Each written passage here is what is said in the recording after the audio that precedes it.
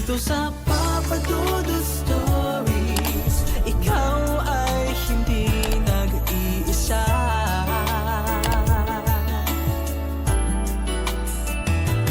Dito sa Papa Dudut Stories, may nagmamahal sa'yo. Papa Dudut Stories. Papa Dudut Papa Dudut. Sa lahat po ng mga nakatutok ngayon, huwag pong kalimutan mag-like, mag-share at mag-subscribe. Maraming salamat po sa inyong lahat.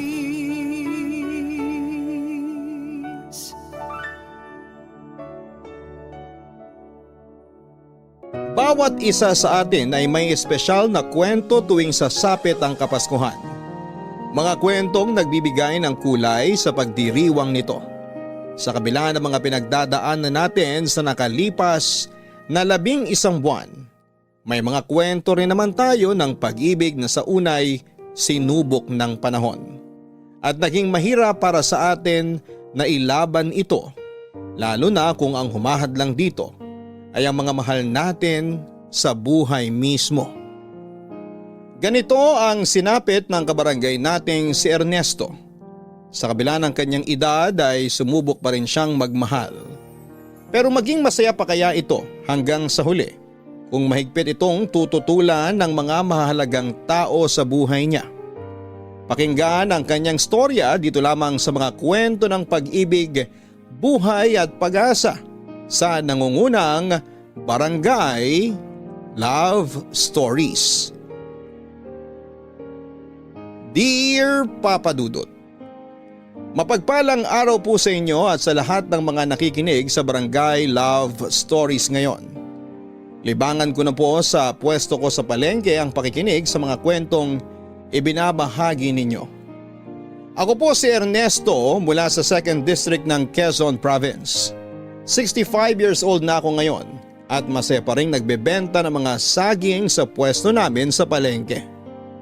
Yung kwento ko pong ibabahagi sa inyo ay nangyari noong 56 years old pa lamang ako. Bali 9 na taon na rin ang nakakalipas. Maalaga po ako sa katawan kaya hindi ganong halata na 56 years old na ako ng panahon na yon. May ilan ding nakapagsabi na hawig ko raw si Kuya Kim. Ang kaibahan lang, may buhok pa siya. Ako ay wala na kahit isa. Mas presko kasi sa pakaramdam pag wala akong buhok. Kahit na madalas akong tinutokso at halos naging palayaw ko na rin ang kalbo dito sa amin. Hiwalay na ako noon sa asawa ko at nasa poder ko naman ang 2 kong anak na babae. Bukod sa pwesto ko sa palengke, meron akong lupa na ginawa kong sariling sagingan. Doon ako kumukuha ng supply ng mga saging na binibenta ko sa pwesto. Nagbabagsak din ako sa ibang mga palengke. Hindi man ako nakapagtapos ng pag-aaral, ay ginamit ko naman ng diskarte ko para magkaroon ng sariling kabuhayan. Pinag-iipunan ko na rin ang pagbili ng bagong sasakyan.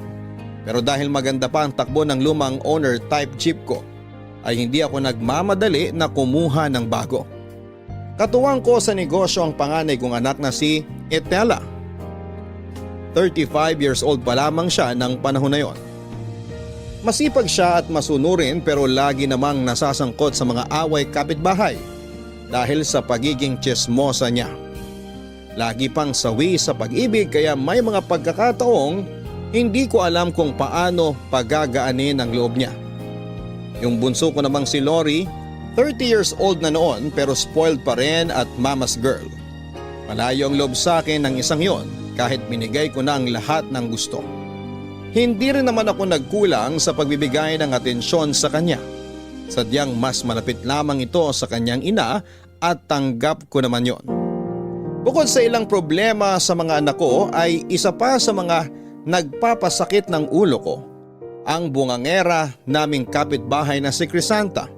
Hindi ko lang kasi siya basta kapitbahay kundi kakompetensya rin sa pwesto sa palengke. Maladina Bonavi bilang Giselle sa abot kamay na pangarap ang datingan niya. Bagamat naiinis ako sa kanya ay hindi naman may tatangging kahit may edad na. Maganda pa rin siya at di mahirap magustuhan kung medyo bumait lang sana.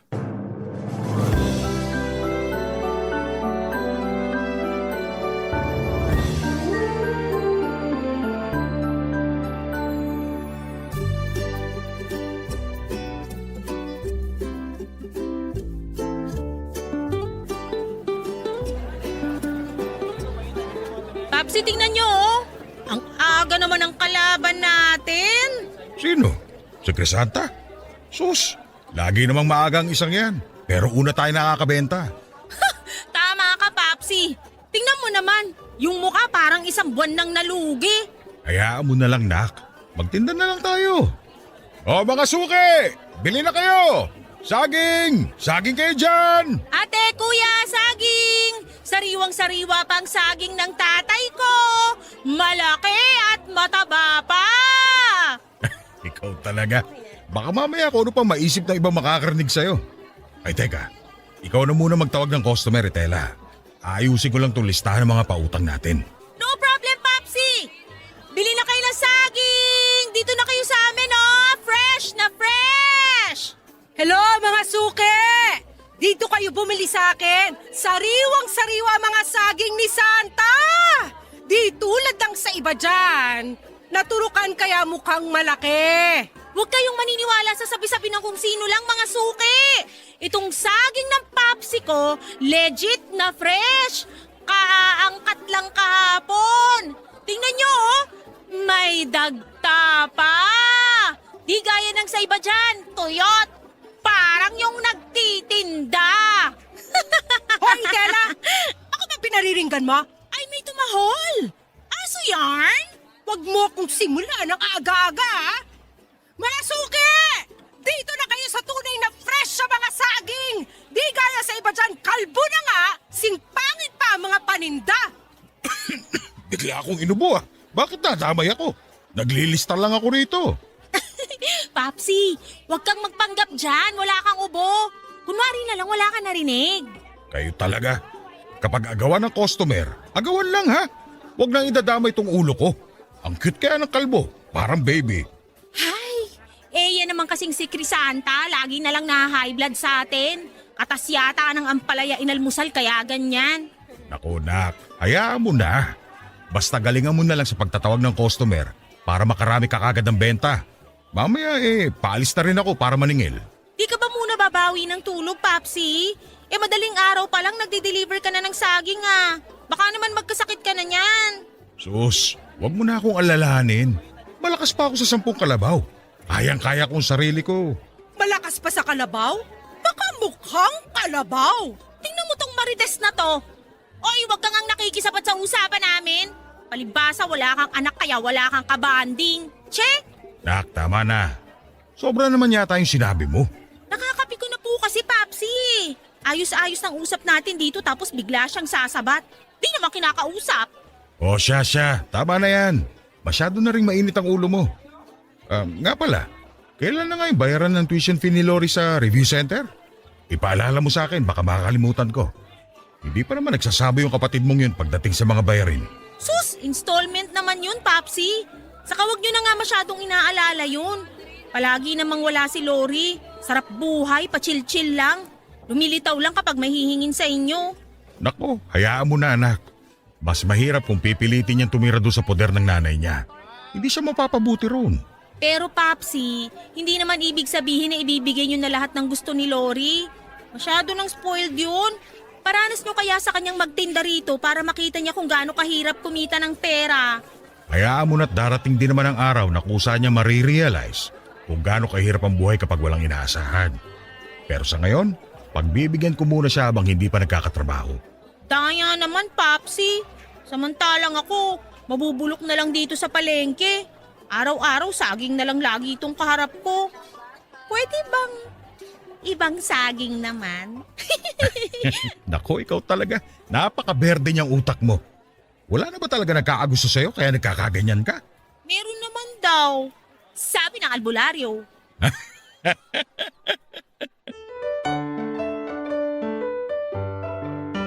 Papa Dudut, kahit na anong gawin ko ay naging mahirap talaga para sa akin na makasundo ang kapitbahay naming si Crisanta.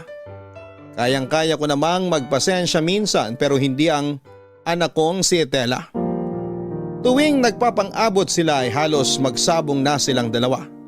Tuwing sila naman ang anak ko ang nagkakaharap, para silang mga aso't pusa. Walang nagpapatalo. Walang nagpapasensya. Bukod kasi sa kompetensya sa pwesto sa palengke, Kapitbahay din namin si Crisanta. Pakiwari ko para mabwisit kami ng husto. Sinasadya ni Crisanta ang pagbividyoke na inaabot ng hating gabi. Minsan ko na siyang nireklamo dahil nakakabulahaw ng lakas ng tugtog niya tapos ay sasabayan pa ng sintonado niyang boses.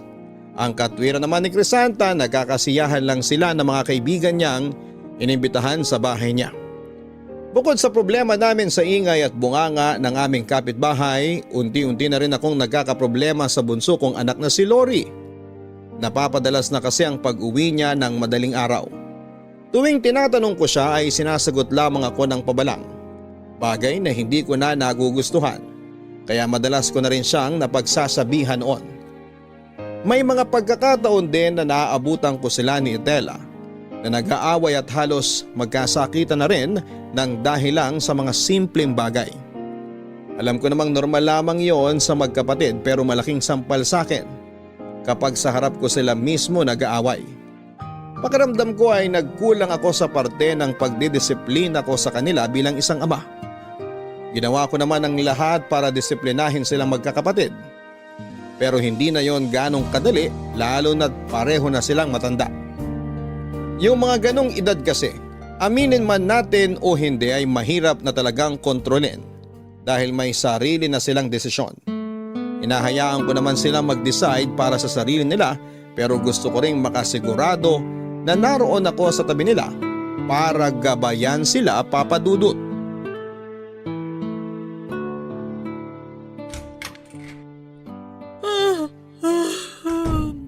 Ay, sarap matulog. Lalo na pag walang sintonadong naririnig sa paligid. Ako na naman mag-isa dito sa bahay. Aga namang umalis ni na… Ate! Nakakagulat ka! Akala ko pa naman nakalis na kayo ni tatay. Oh, bakit parang dismayado ka? Hoy, kanina pa ako rito sa sofa. Lutang ka na naman kasi kaya di mo ako agad napansin. Hati naman eh. Aga-aga nagrarap ka na naman dyan. Paano hindi? Madaling araw ka na namang umuwi. Umamin ka nga, Lori. May kinikita ka na bang boyfriend? Makatanong ka naman, te. Di na ako teenager, no? 30 na ako. Pwede na nga ako mag-asawa kung gugustuhin ko. Umuwi lang na madaling araw, ganyan na agad ang tanong mo. Yun na nga. 30 ka na pero wala ka pa ring trabaho. Ilang buwan na lang licensure exam mo na pero ni minsan, di man lang kita nakitang humawak ng libro. So kailangan ko palang ipakita lahat sa inyo. Sige, magre-review na ako. I-video ko lahat tapos gagawan ko ng documentary para sa inyo ni Popsy. Kada page ng libro ipapakita ko. Di mo kailangan maging sarcastic, Lori. Sinabi ko lang kung anong napansin ko. Pinapaalalahanan lang kita. Ayusin mo yung pagre-review mo nang makapasa ka at magkatrabaho ka na. Alam mo ate, pangit mong kabanding. Masyado kang mang-pressure.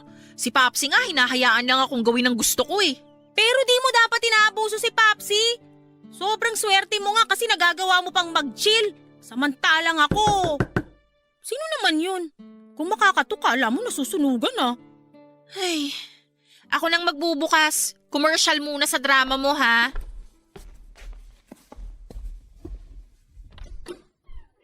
Oh, Ninong Osme. Oh, nandito pala ang magandang inaanak ko ha? Ang Popsy mo.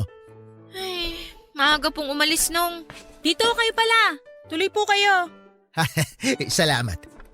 Kala ko naman kung sino, yung GGSS ko lang palang Ninong. May sinasabi ka, Naksi?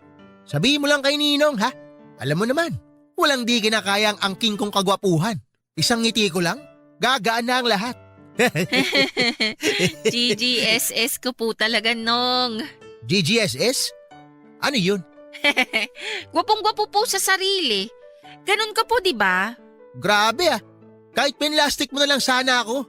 Medyo pasmado yung bibig mo Tsaka tito, huwag kang didikit sa may bintana ah. Baka kasi mapagkamalang ang kurtina. Oo nga, no? Yan po pala yung bagong fashion style mo, Nong. Terno sa kurtina namin yung polo mo. Alam nyo, manang-mana talaga kayo sa tatay nyo. Ay, makauwi na nga lang. Diyan na kayo. Wala man lang kayong suporta. Oh, pare, anong ginagawa mo rito? Pambihira naman, Ernesto. Nakakagulat yung ulo mo. Magkakasakit ako niyan sa puso Ay, kung magkakasakit ka man sa puso, hindi ko nakasalanan. Ingat ka na lang kasi dyan sa baba mo. Malapit sa dibdib. Kaya huwag ka masyado nagtututungo. Ay, nako. Wala talaga akong mapapala rito. Mag-aama nga kayo. Uuwi na ako. Oh, huwag ka nang magsalita, pare. Kahit sa ngalan na lang ng pagkakaibigan natin. Kota na kayo eh. Ha?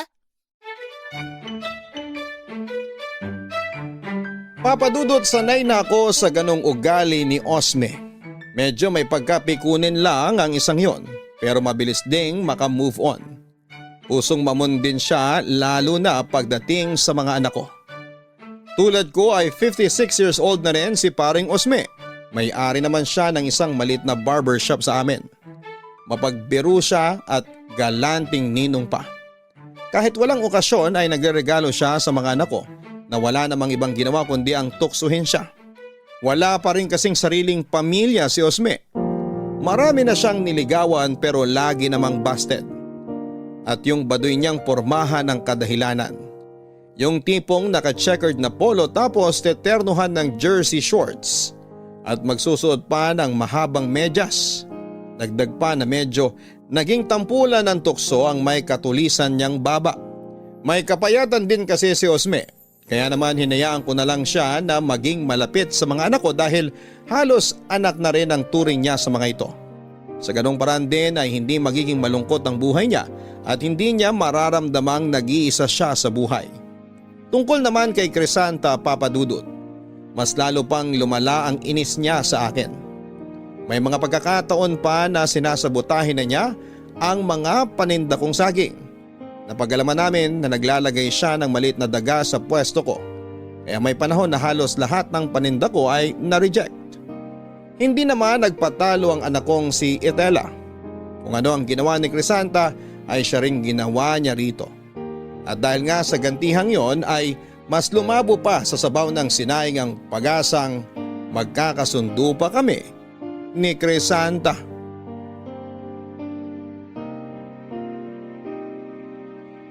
Papadudot, nung una ay nakikita ko lang si Crisanta bilang isang nakakainis na kapitbahay at kakompetensya sa palengke dahil yon sa pagiging bongangera at inggitera niya.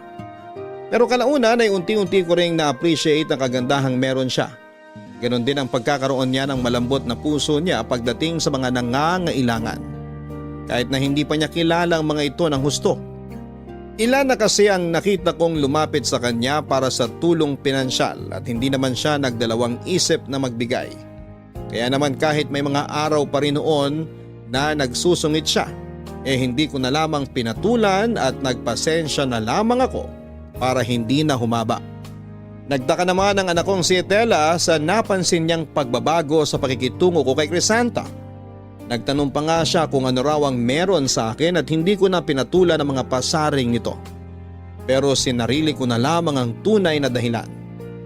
Alam ko kasi, Papadudot, na kapag sinabi ko na unti-unti ko nang hinahangaan si Crisanta ay hindi yon magugustuhan ng anak ko. Sinubukan ko rin noon na magkaayos silang dalawa pero hindi rin umubra. Hindi naman nagtagal, Papadudot, ay nalaman kong natitipuhan na rin ni Osme si Crisanta. Nagpatulong pa siya noon sa akin kung paano aakyat ng ligaw. Bagay na hindi naging madali para sa akin dahil pareho kami ng babaeng napupusuan.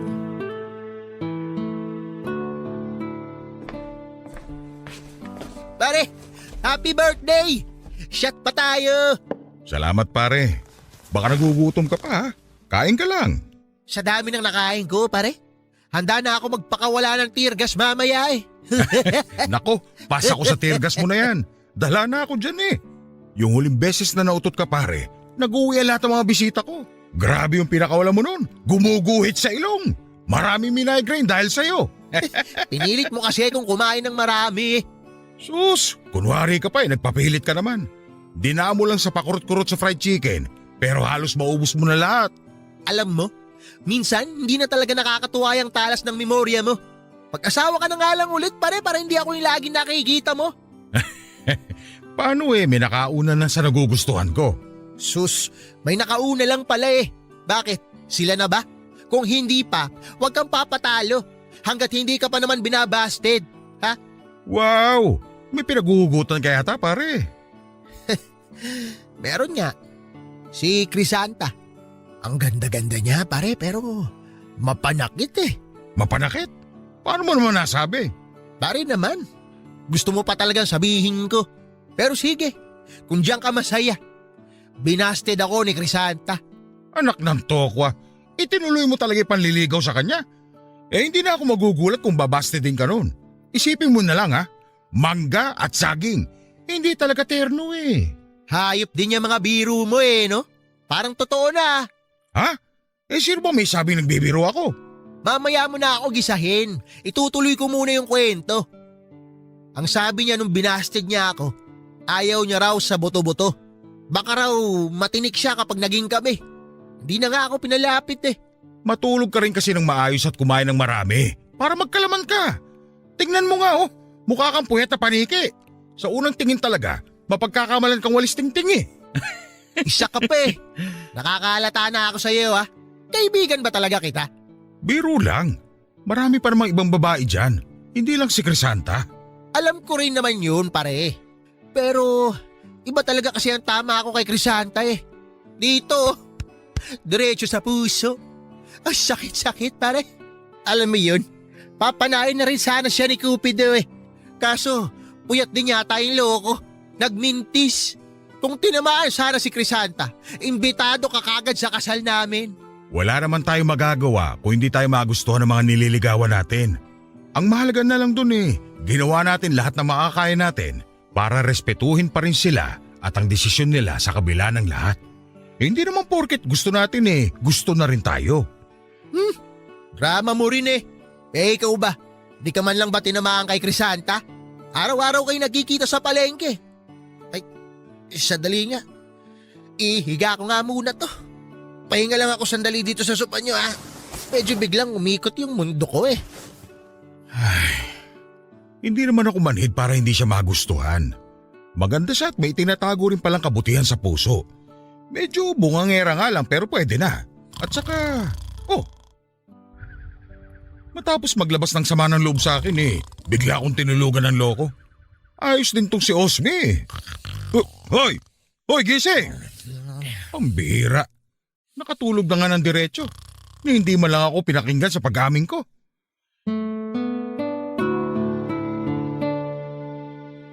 Batid ko na maraming maapektuhan kapag sinabi ko noon ng tunay na damdamin ko para kay Crisanta.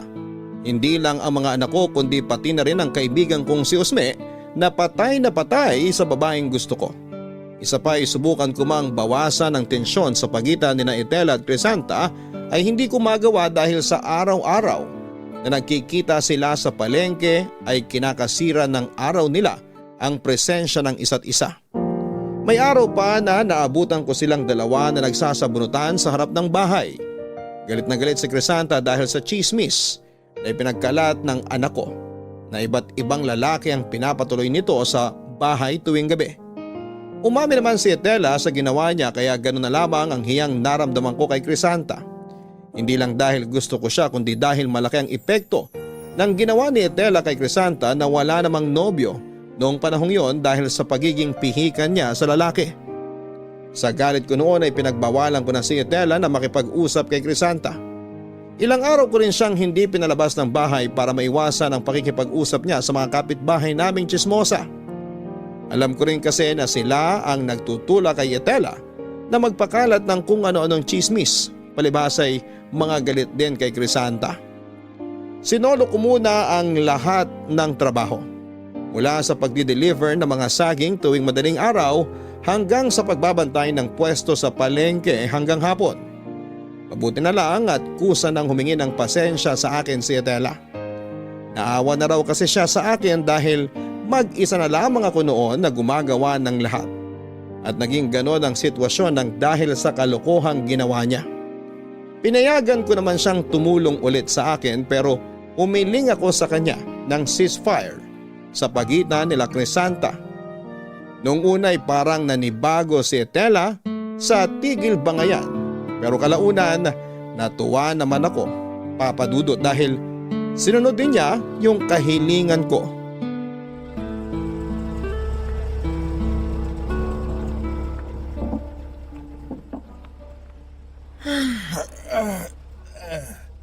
Ay, salamat. Makakauwi na rin. Pinahirapan pa ako maningil ng mga nangutang na yun. Naku, pasado 7:00 na pala. Mukhang mauubusan na naman ako ng ulam. Teka, parang pamilyar yung naglalakad na yun ah. Si Crisanta ba yun? Crisanta! Uy, ba't ka naglalakad? Umiiyak ka ba?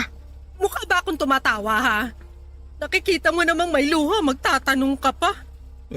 Teka sandali. Huwag ka naman kagad magalit. Pero bakit nga?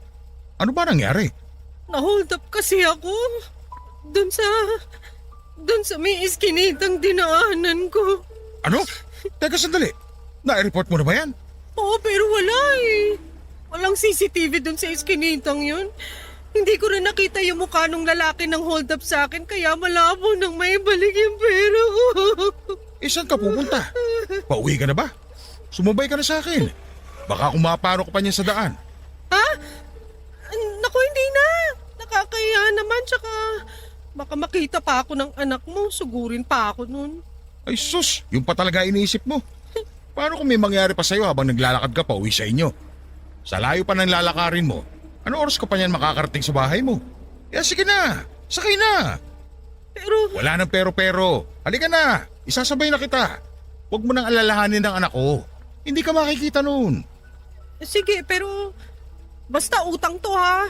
Magbabayad ako. Anong bahid-bahid ang sinasabi mo? Hindi lahat ng tulong kailangan may kapalit.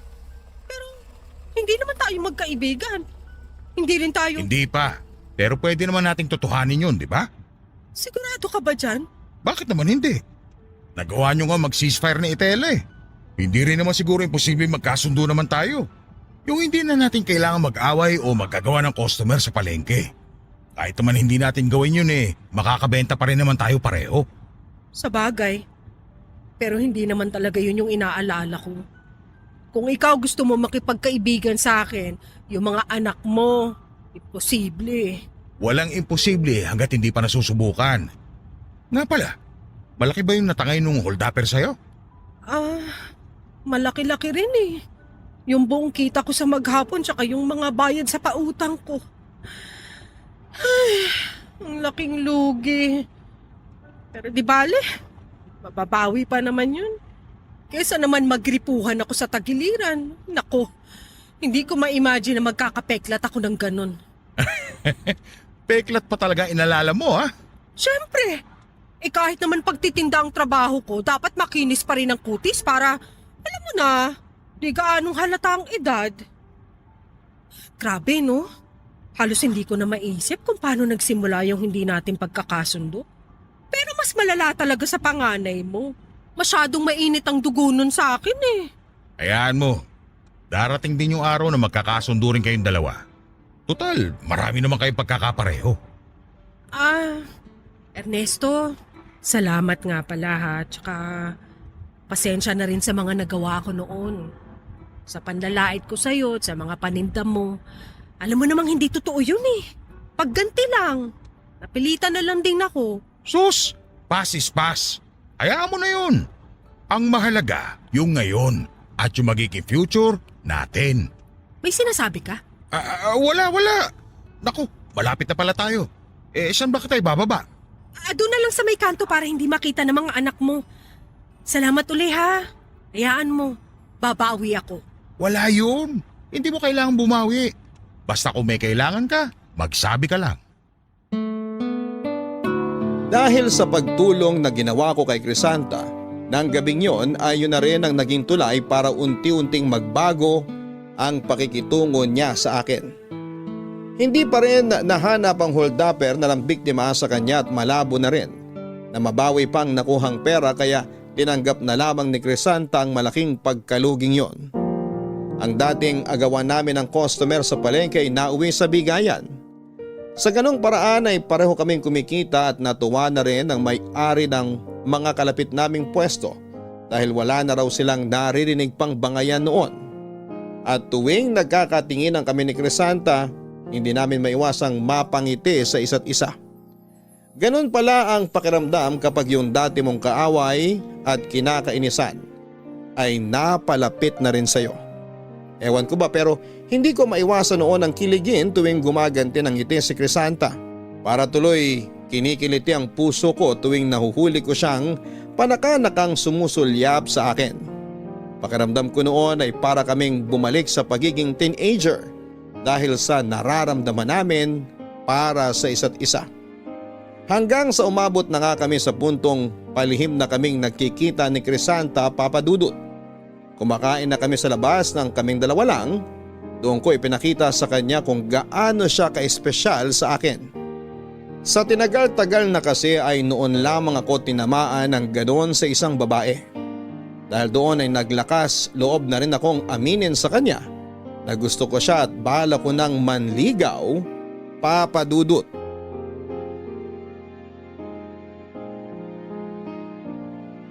Papa Dudut, wala naman sana akong balak na ilihim sa mga anak ko ang tungkol sa panliligaw ko kay Crisanta. Pero nang magkaroon kami ng pagkakataong sabay-sabay na maghapunan, nabuksan ang usapan tungkol sa muli kong pag-aasawa.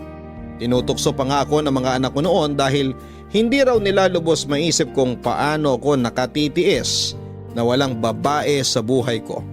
Matapos ang hiwalayan namin ang kanilang ina. Payag naman daw sina Idela at Lori na magkaroon ako ng bagong kinakasama basta mabait, maalaga at tanggap silang magkapatid. Ang kaso, Papa Dudut, piliin ko na lang daw ang kahit sinong babae sa mundo. Wag lang ang babaeng kinakainisan nila. At alam ko rin naman noon na si Crisanta ang tinutukoy nila. Sa unang pagkakataon ay pinanghinaan ako ng loob. Nagdalawang isip ako na sabihin sa kanila na si Crisanta nga ang babaeng napupusuan ko. Mas matimbang kasi sa akin ang mga anak ko. Kaya kong isakripisyo ang sarili kong kaligayahan para sa kanilang dalawa. Tutal, sa loob naman ng maraming taon ay nakaya kong mag-isa. Pero hindi ko rin naman may tatangging hindi ko na lang basta gusto si Crisanta ng mga panahon na yon.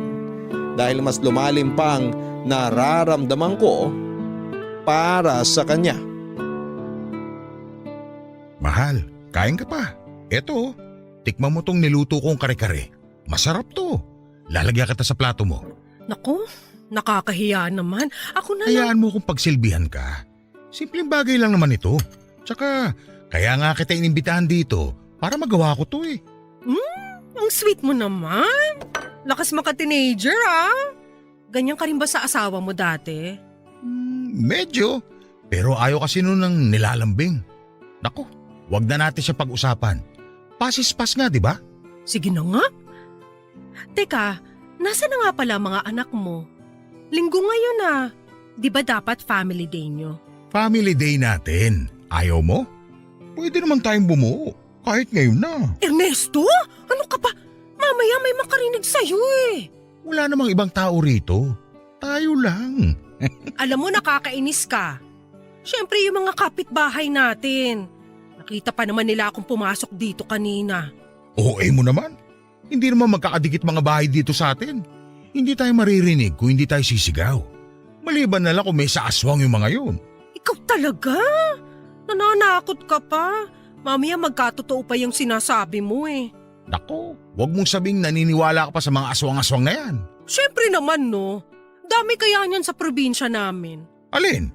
Yung mga ngatok sa gabi tapos manghihingi ng ulam? Hindi, ano ka ba? Puro ka talaga kalokohan.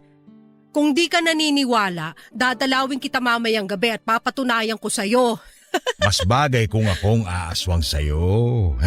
Uy, Ernesto! Ay, siya nga pala. Nabanggit sa akin ni Osmin nung nagkainuman kami rito. Umakit pala ng ligaw yun sa'yo? Ah, oo. Pero diniretso ko naman agad siya na hindi ko siya gusto. Kesa naman umasa pa, no? Di ko nga alam kung saan siya kumuha ng lakas ng loob para manligaw eh. Nako! Ay siko pa lang ang talas na baka masugatan ako. Yan din palagi namin tukso sa kanya. Buti na nga lang hindi napipikon.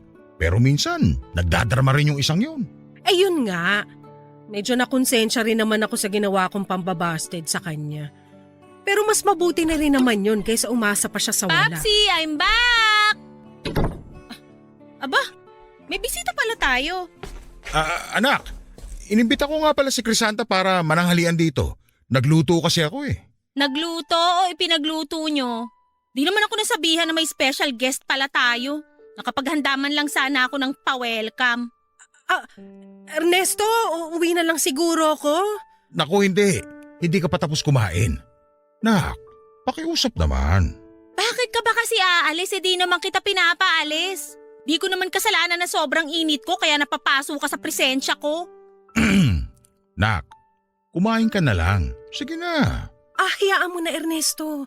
Pauwi na rin naman ako pero pwede bang mag-uwi nitong kare-karet lumpia mo? Ang sarap kasi. Ayun, kunwari pang nahihiya. Magbabalot din naman pala. At may baon pang plastic. Uy, Tela, ano ba? Okay na pala ako, Itela. Hindi na ako magbabalot. Pasensya na talaga. Ernesto, uwi na ako. Salamat sa pag-imbita tsaka dito sa masarap mong kare-kare. First time ko makatikim ng ganito kasarap na luto. Bye, Crisanta. See you never. Ay, ihatid na kita sa labas, Crisanta. Di mo na sana ako hinatid pa dito sa pinto. Tumayo ka pa tuloy. Nakaabala pa ako sa'yo. Ano ka ba? Ako nga ang dapat na mahiya sa inasal ng anak ko. Kaya pasensya ka na talaga, ha?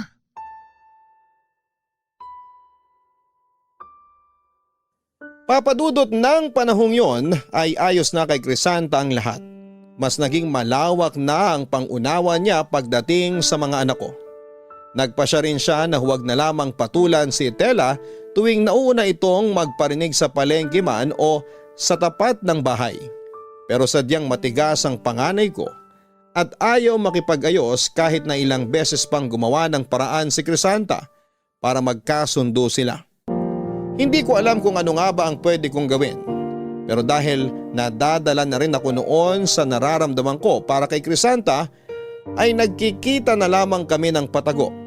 Para nga akong teenager sa paraang kong yon. Yung bang tipong istrikto ang magulang kaya hindi nagpapaalam pag nakikipagkita sa kasintahan.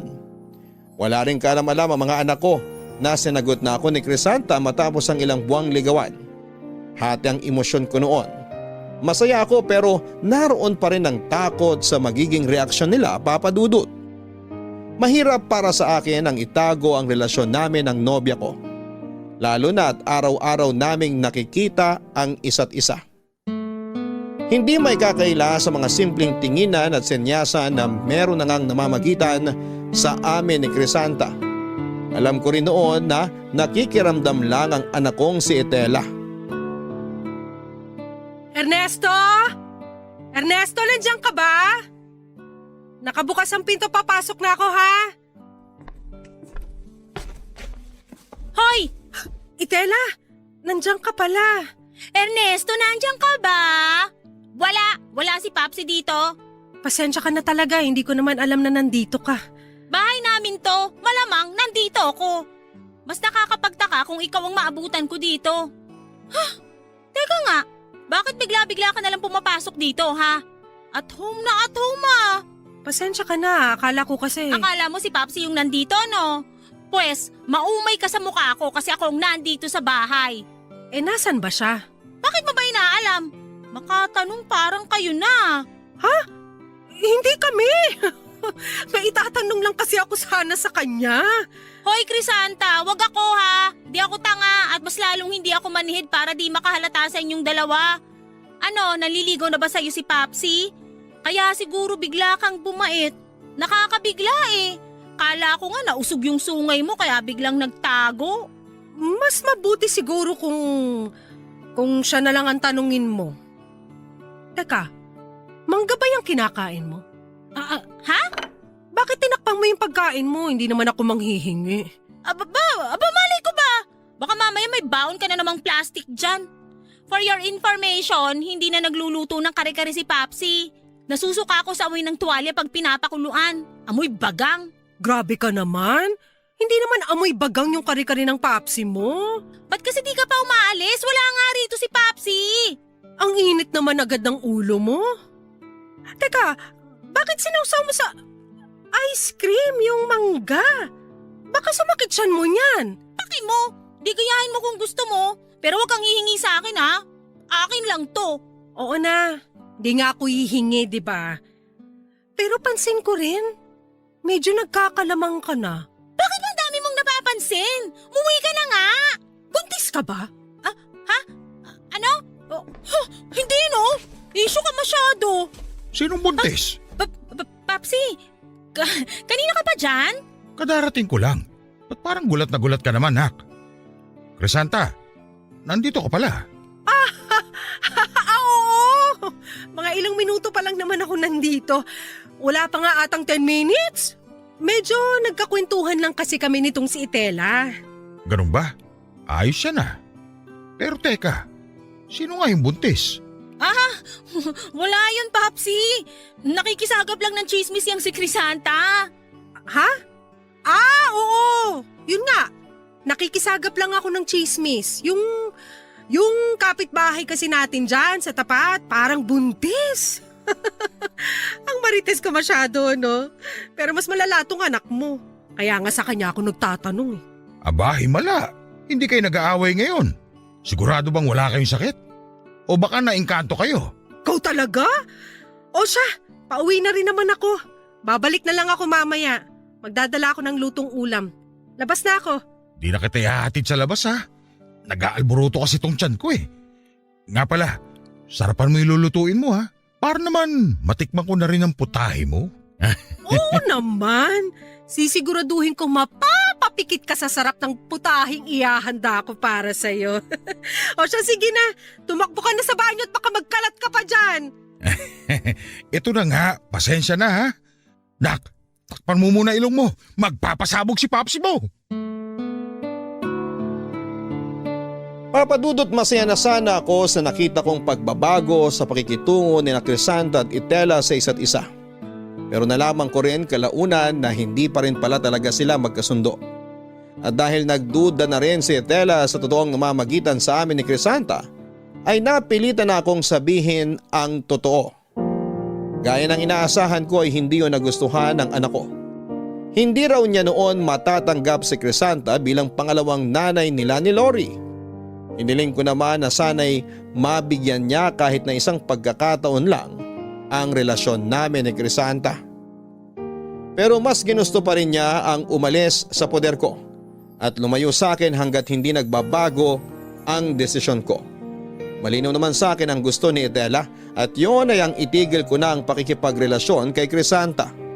Ang tanging naiwan na lang sa akin ng panahon na yon ay ang bunso kong anak na si Lori.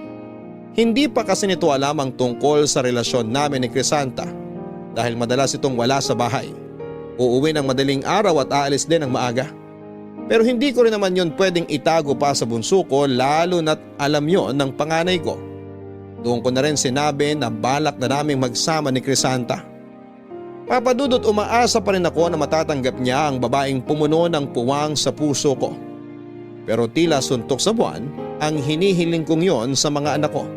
Tulad ni Itela ay hindi rin yon nagustuhan ni Lori. Umaasa pa rin kasi ito na magkakabalikan pa rin kami ng nanay nila. Papadudot ng mga oras na yon, kung kailan naman sumapit na ang Disyembre, saka pa ako naiwan ng mga anak ko na mag-isa sa bahay. Hindi yun naging madali sa akin dahil nasanay ako na tuwing umuuwi sa bahay ay naroon ang mga anak ko. Kaya naman nanibago ako sa matinding katahimikang sumasalubong sa akin. Halos hindi ko na rin magawang magluto ng sarili kong pagkain dahil nalulungkot lamang ako kapag nakikita ko ang mga bakanting upuan sa hapagkainan kung saan kami madalas na nagbabanding ng mag-aama. Yun ang unang beses na naranasan kong mag-isa ng matagal sa bahay ko. Pero dahil sa pagmamahal ko sa mga anak ko, ay hinanap ko kung saan sila pumunta magmula nang layasan ako. Kahit naman nasa wasong edad na sila, ay hindi ko pa rin sila kayang pabayaan na lamang. Hindi naman nagtagal, ay nahanap ko na si Itela. Pero hindi niya ako pinagbigyan na makausap siya. Nang panahon na yon, ay doon na siya nakikituloy sa bahay ng bago niyang boyfriend. Hindi ko naiwasang magtampo dahil sa araw-araw na magkasama kami ng panganay ko, ni minsan ay hindi niya nabanggit sa akin ang tungkol sa bago niyang boyfriend. Wala kahit pangalan man lang nito o papadudot. At ang masakit pa ay buntis na rin pala siya nung panahon na yon. Nasubaybayan ko naman si Estela hanggang sa paglaki kaya natitiyak ko na magiging mabuti siyang ina. Alam ko rin na may kakayahan na siyang buhayin ang magiging anak nila ng nobyo niya. Si Lori naman ay mas piniling makisiksik sa nanay ng panahon na yon, na may bagong asawa na. Halos madurog ang puso ko sa pag-iwan sa akin ng mga anak ko. Nalungkot ako, Papa Dudut, at sinisisi ko na lamang ang sarili ko sa paglayo sa akin ng mga anak ko. Naisip ko noon na sana pala ay hindi ko na lamang inuna ang pansarili kong kaligayahan. Salamat sa pagpunta mo rito. Hindi ko na kasi alam ang gagawin ko eh. Ilang linggo na rin silang wala. Nandyan lang naman sa tabi yung bahay ko. Kahit sigawan mo lang ako makakapunta agad ako rito. Yung mga anak ko kaya? Pupunta kaya sila?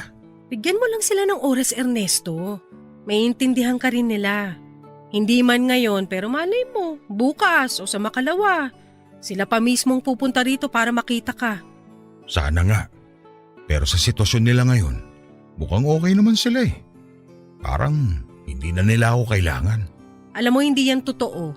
Hindi naman porke nagkaroon lang kayo ng di pagkakaunawaan hindi ka na nila kailangan.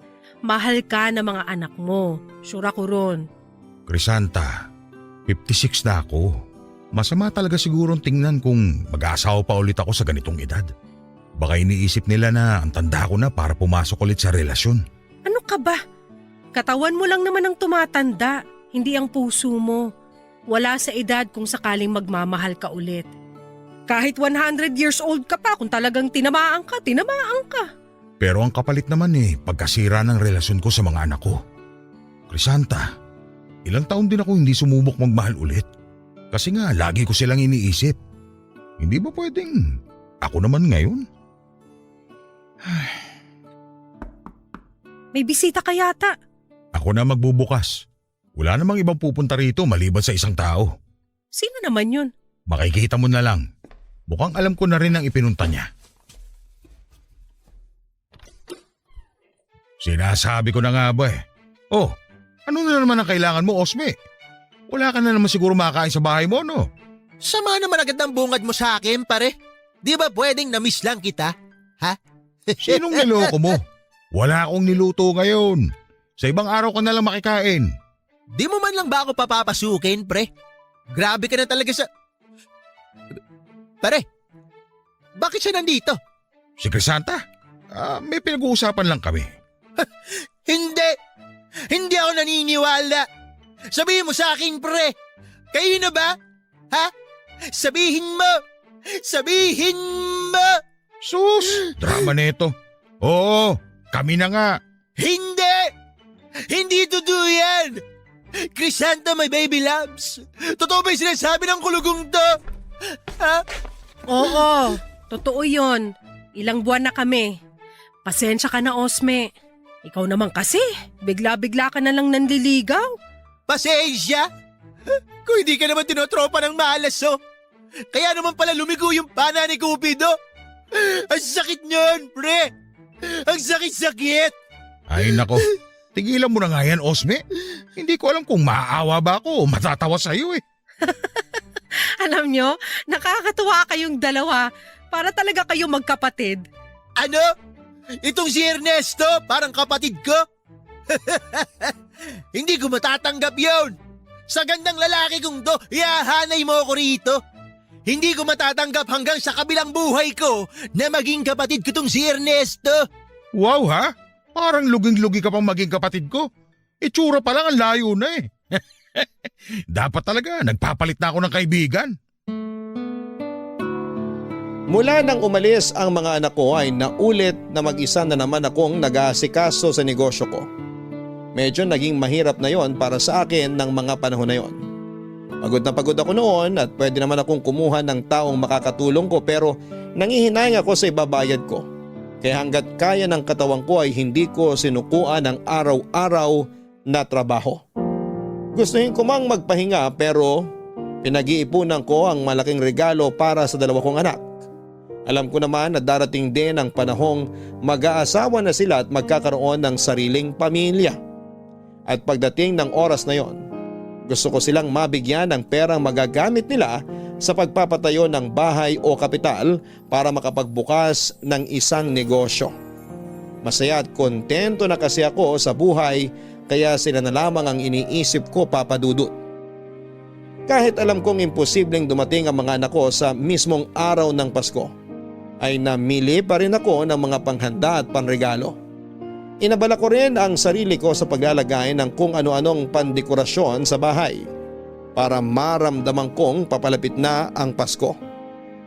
Ewan ko ba, Papa Dudut, pero may kakaibang excitement talaga na dulot sa akin ang Kapaskuhan. Kahit pa noong panahon na yon ay mag-isa na lamang akong magse-celebrate. Nangako naman si Crisanta na hindi siya mawawala sa Noche Buena. Total ay pareho lang naman kaming mag-isa. Napagkasunduan na lamang namin na magkasama kaming magdiwang ng Pasko. Kahit sa ganong paraan man lang ay mabawasan ang pangungulilang nararamdaman ko. Pero habang naghihintay ako noon ng countdown ni Anino ni Crisanta ay hindi ko pa rin nakikita.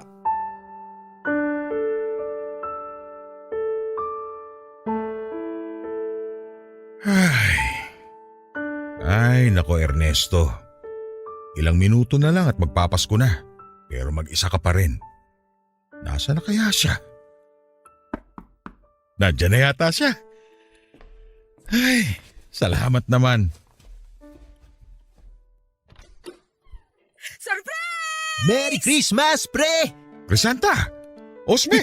Akala ko! Gulat ka, no? Kala mo siguro, si Crisanta lang ang pupunta rito. Siyempre, alam ko na nagluto ka, pre. Kaya di pwedeng palampasin ko na lang ang pagkakataon na makakain ako rito. Sus, kahit hindi mo naman sabihin matagal ko nang alam na pagkain lang lagi ang pakay mo rito. O siya, tuloy kayo. Hindi ko na isasara tong pinto. Pasko naman. Naganda nga pala ako. Marami akong niluto kahit na... Ops, bawal malungkot, pre. Kaya nga kami sumugod dito eh. Huwag ka nang malungkot dyan. Baka malukot yung bunbunan mo, sayang. Kinis pa naman. Mahal, ang totoo niyan, hindi lang kami ang makakasama mo ngayon para magdiwang ng Pasko.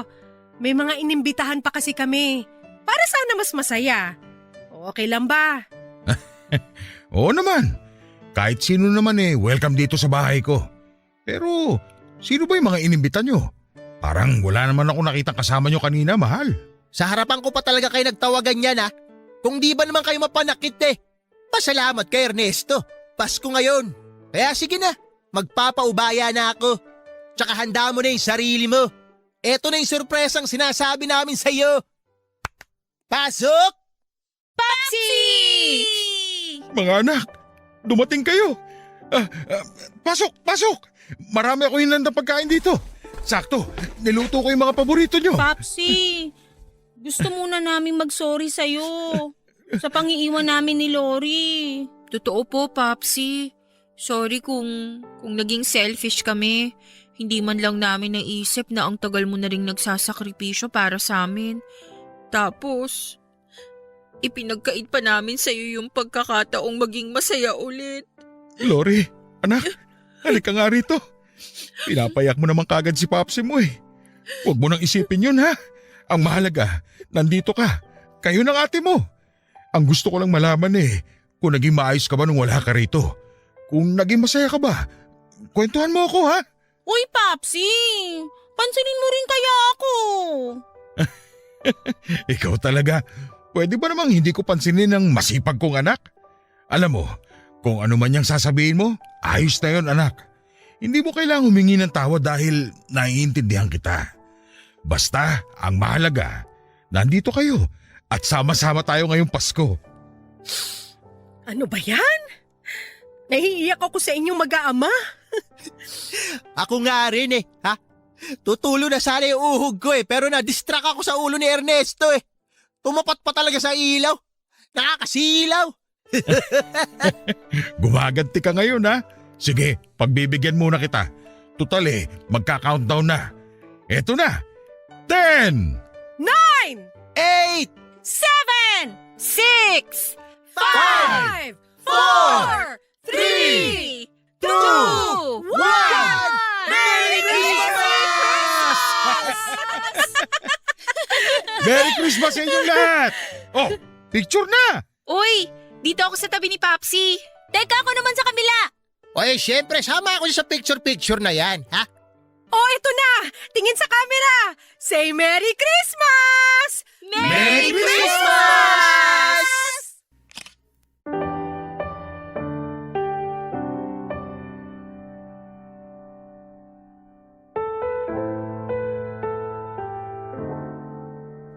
Papadudot, buong puso kong tinanggap ang pagbabalik ng mga anak ko. Palagi namang masaya ang Pasko ko pero para sa akin ay higit na espesyal ang Pasko na yon. Hindi lang dahil bumalik na sina Itela at Lori kundi dahil tinanggap na rin nila si Crisanta bilang bago kong mapapangasawa. Nagulat pa ako noon nang malaman kong si Crisanta pa mismo ang naging tulay para magkaayos kaming mag-ama dahil kinausap niya ang mga anak ko. Tinanggap ko na rin ang nobyo ni Itela at ang desisyon nila na magsama na sa isang bubong. Handa naman daw itong panagutan ng anak ko. At sa tingin ko naman ay responsable itong tao. Maayos ding makipag-usap ang mga magulang nito kaya wala na akong naging problema pa roon. Bilang ama ay handa naman akong gabayan at tulungan sila hanggang sa abot ng makakaya ko. Si Lori naman ay naging abala na sa paghahanap ng trabaho. Hindi na siya nagpumilit pang bumalik sa bahay ng nanay niya dahil hindi raw naging maganda ang trato sa kanya ng napangasawa nito. Maganda naman ang pasok ng bagong taong yon sa buhay ng bunso ko dahil agad siyang natanggap sa inaplayan niyang trabaho. Papadudot sa kabila ng mga problemang dumaan sa buhay ko ay mapapa-hashtag feeling blessed. Ngayong Pasko pa rin ako dahil ang Christmas ko ay hindi lang napuno ng saya at pagmamahalan, kundi pati na rin ang kapatawaran at buong pusong pagtanggap. Sa ngayon ay happily married na ako kay Crisanta at kahit imposible nang magkaanak kaming dalawa, dahil menopause na siya ay masaya naman kami dahil palaging bumibisita sa amin ang mga anak ko na ngayon ay pareho ng ina. Sapat na sa akin na makasama at makakulita ng mga apo ko sa kanilang dalawa kahit na wala kaming sariling anak ni Crisanta. Hanggang dito na lamang po ang kwento ko, Papa Dudut. Maraming salamat po sa pagkakataong may bahagi rito sa nangungunang Barangay Love Stories, ang masayang kwento ng Pasko. Sana'y maging maligaya pa rin ang Pasko ninyo. Buong pusong pasasalamat din po sa lahat ng bumubuo ng Barangay Love Stories. Mabuhay po kayo, ang programa ninyo at ang buong Barangay LS 97.1, numero 1 po kayo. God bless and Merry Christmas. Ang inyong forever kapuso at kabarangay, Ernesto. Mga kabarangay, tunay na wala sa edad ang pag-ibig. Pag tinamaan ka ay tinamaan ka. Pero kakibat na rin ito ang matatanggap nating judgment mula sa ibang tao. Minsan talaga dahil sa edad natin ay hindi may iwasang may magpaparamdam sa atin na parang wala na tayong karapatang ma-in love at maging masaya ulit. Ang masakla pa, minsan ay hindi basta sino lang ang tututol sa bagay na yon kundi pamilya pa natin mismo. Tulad na lamang ng naranasan ng sender nating si Ernesto. Tinutulan ng mga anak niya ang relasyon niya kay Crisanta pero sa huli ay natanggap din naman ng mga anak niya. Naging merry pa ang Christmas niya, hindi naman masamang magmahal basta wala tayong inaagawan at sinasaktan. Magmahal ng tapat para lagi rin tayong feeling blessed lalo na ngayong magpapasko. Kaya kung medyo tumatanda na tayo at may pagkakataon pa namang magmahal ulit, grab the chance mga kapuso at mga kabarangay. Hanggang sa muli, ako po ang inyong si Papa Dudut sa Barangay Love Stories number 1. Ang buhay ay mahiwaga, laging may lungkot at saya. Sa Papa Dudut Stories, laging may karamay ka. Mga problemang kaibigan, dito ay pakikinggan ka.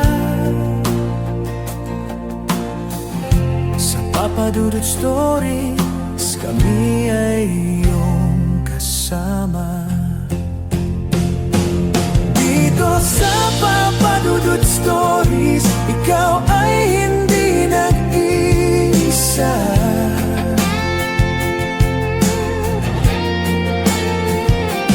Dito sa Papa Dudut Stories, may nagmamahal sa'yo.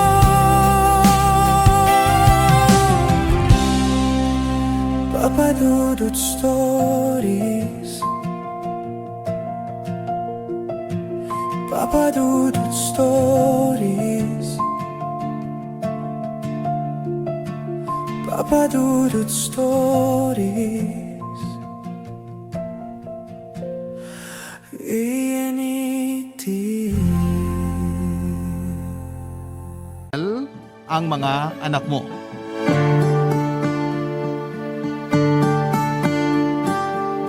Dear Papa Dudut, ang pagiging magulang na yata ang pinakamagandang regalo ng Diyos sa akin.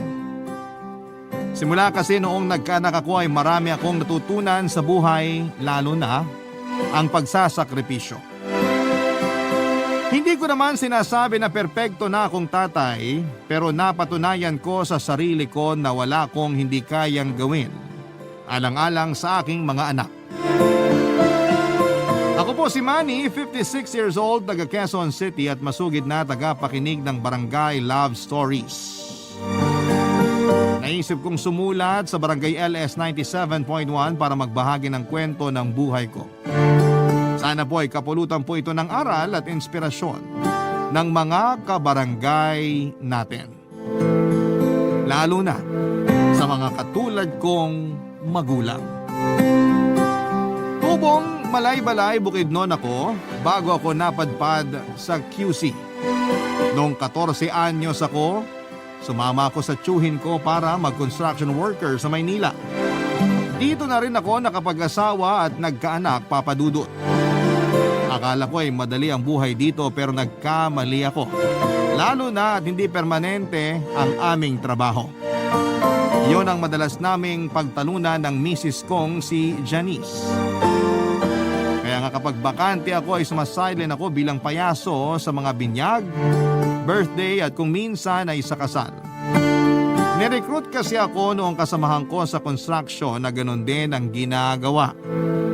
Noong una akala ko ay mahirap magpayaso pero kapag nagamay mo na, madali lang pala, Papa Dudut. Masasabi kong nag-iibang tao na ako kapag naka-makeup at nakasuot na ng costume. At kapag nagpapatawa na ako sa harapan ng mga tao, nakakalimutan ko ang mga problema ko, Papa Dudut.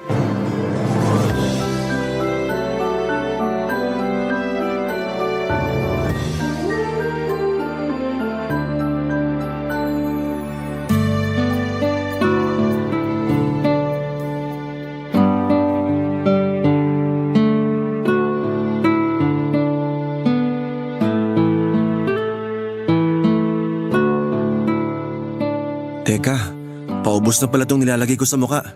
Kailangan kong bumili ng bago kasi may show ako sa susunod na linggo. Ano na naman yung nadidinig ko na bibilihin mo, Manny? Ikaw pala, mahal. Yung nilalagay ko sa muka. Kasi may show ako next week. Naimbitahan ako dun sa binyag ng anak ng kasamahan ko sa construction. Magkano naman ibabayad nila sa'yo dyan? Kasi mahal eh. Tungkol sa bagay na yon, Huwag mo sabihin na libre na naman yung pupuntahan mo. mag-aabot na lang daw ng ulo ng lechon yung kaibigan ko pambayad. Bigay daw ng tsuhin niya yun pandagdag handa nila. Medyo kinapos kasi sila sa budget. Hindi na isama yung para sa payaso. Ulo ng lechon? Ano namang gagawin natin doon? Pwede nating ulamin yun ng ilang araw. Alam mo namang hindi ako mahilig sa lechon. Tsaka bakit ka pumayag? Hindi ko na natanggihan eh. Tapos kinuha na rin niya akong ninong ng anak niya. Sabi ko yun na lang regalo ko. Ay, naku naman! Hayaan mo na, minsan lang naman. Anong minsan? Nung nakaraang nagpayaso ka, hindi ka rin binayaran. Umuwi ka pa ritong gutom na gutom kasi naubusan ka ng pagkain dun sa birthday na pinuntahan mo. Nagsorry naman yung kumare natin, mahal. Tsaka kinabukasan, inabutan naman niya ako ng mga inani nilang papaya at kamatis. Ayos na rin kasi naigulay natin, di ba? Ay, hindi yun ayos kasi hinahayaan mong bayaran ka lang ng kung ano-ano ng mga kakilala mo. Di mo man lang ba naisip na kailangan din natin ng pera? Naisip ko naman yon. Kaya nga nagsisikap ako sa pagtatrabaho sa construction kung hindi ako nagpapayaso. Dapat kasi mag-construction ka na lang kaysa magpayaso. Wala ka namang napapala sa kakaganyan mo. Oh, tapos ngayon, gusto mong bumili ng panlagay sa mukha mo pero wala ka namang kita dyan. Ay, hirap kasi sa'yo, Manny. Puro kakawang gawa. Mabubuhay ba ng pagkakawang gawa mong pamilya natin? Mahal, sana naman papunta yung usapan nating to. Eh saan pa ba? Eh di sa dapat nitong tumbukin. Baka nakakalimutan mo. May pamilya kang binubuhay. Hindi na nga sapat yung kinikita mo sa pagkukonstruction tapos naghahanap ka pa ng pagkakagastusan. Mabuti sana kung may kinikita ka dyan sa pagpapayaso mo, wala naman. Marami naman ako napapasayang mga bata, kaya ayos na rin yun, mahal. Hindi tayo mabubuhay ng pagpapasaya mong yan. Kaya kung ako sa'yo, tigilan mo na yung pagpapayaso. Mahal naman. Huwag mo nga ako matawag-tawag na mahal. Hindi ka pupunta doon sa binyag ng anak ng kaibigan mo. Kung gusto nila ng payaso, bayaran ka nila. Pero naka-oo na ako. Nakakahiya naman kung aatras ako. Ay, wala akong pakialam. Tsaka sila dapat ang mahiya. Kasi gusto pala nila ng payaso sa binyag ng anak nila. Eh di sana, pinag-ipunan nila. Hirap sa mga taong yan, ginagamit yung pinagsamahan nyo para makalibre. Kung gusto nila, sila na lang yung magpayaso, nakatipid pa sila. Janice naman eh. Seryoso ako sa sinabi ko. Pag nalaman kong pumunta ka sa binyag na yun, mananagot ka sa akin. Ay, mabuti pa. Maghanap ka na lang ng ibang mapagkakakitaan kaysa magpayaso. Tsaka kung tutuusin, hindi ka naman magaling. Hindi ka nakakatawa. Sobra ka naman magsalita. Matagal ko na kayang ginagawa ang pagpapayaso. Matagal na nga, pero parang tanga pa rin. Hindi ka naman magaling umarte. Sobrang OA. Hindi naman yata tama na insultihin mo yung trabaho ko. Ay, trabaho palang tawag mo dyan? Para ka kasing naglalaro lang. Kasi kung trabaho nga yan, sana kumikita ka ng pera. Kaso hindi. Dagdag gastos pa. Ang hirap-hirap na nga ng buhay.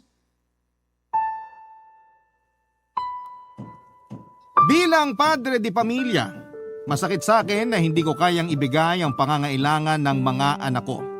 Yun bang kahit na anong pagsisikap ko sa buhay, kulang na kulang pa rin ang mga pagsasakripisyo ko. Kulang na lang ay gawin kong araw ang gabi para lamang magtrabaho, pero madalas ay hindi pa rin sapat ang pera na nailalagay ko sa bulsa. Kaya lagi kami nag-aaway ni Janice. Bagay na hindi rin lingid sa kalaman ng panganay naming anak na si Elsie Papadudut. Sa totoo lang ay nahihiya ako sa panganay ko kasi naiintindihan na niya ang buhay namin. At alam niya ang rason kung bakit kami nagtatalo ng nanay niya. Mahal na mahal ko ang mga anak ko. Sila ang buhay ko. Sila rin ang dahilan kung bakit ako nagsisikap. Kaya nga kahit na ano pang mga masasakit na salita ang sabihin sa akin ni Janice ay hindi ko na lamang masyadong dinadamdam. Sa halip ay mas lalo akong nagsika para maging mabuting tatay sa mga anak ko. Buti na lang kahit papaano ay biniyayaan ako ng maunawaing anak.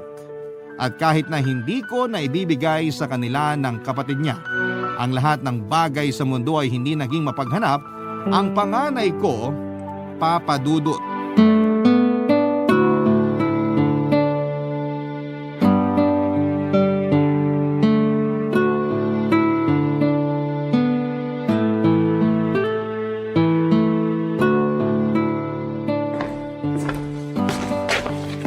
Tay, kape niyo po.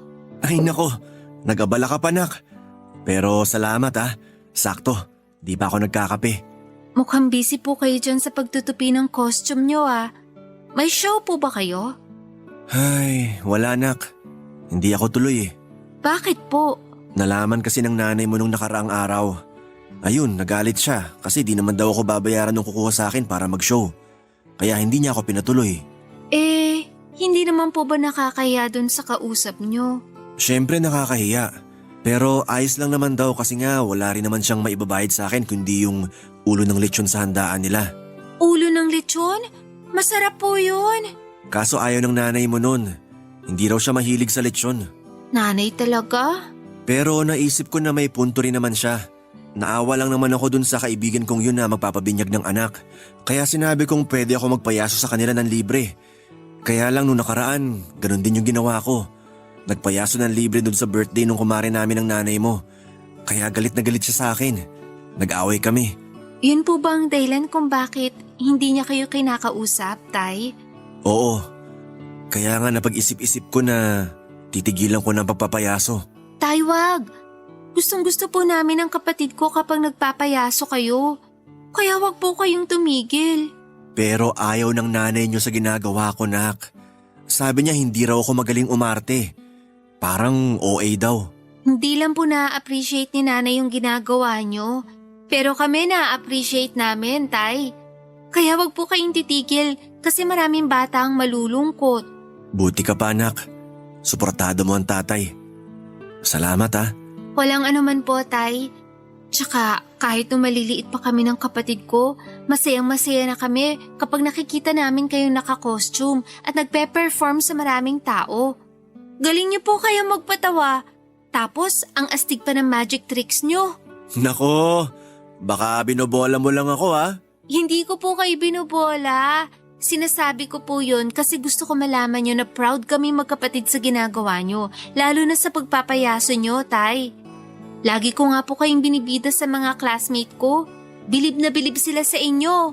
Talaga? Opo. Parang nahiya ako bigla, anak, ha. Huwag po kayong mahiya, Tay. Maniwala po kayo sa sinasabi ko. Yung sinabi ni nanay, hayaan nyo na lang po yun. Ikilala nyo naman si nanay eh. Laging mainitin ang ulo, lalo kapag walang pera. Yun nga eh. Minsan, ang hirap pasayahin ng nanay nyo. Pakiramdam ko tuloy ang laki ng pagkukulang ko sa pamilya natin bilang haligi ng tahanan. Hindi po totoo yan. Kasi nakikita ko po na nagsisikap kayo. Dala-dalawa nga pong trabaho nyo eh. Tsaka hindi nyo po kami pinapabayaan. Kaya para sa amin, kayo po ang the best tatay. Salamat, nak. Gumaan ang loob ko sa mga sinabi mo.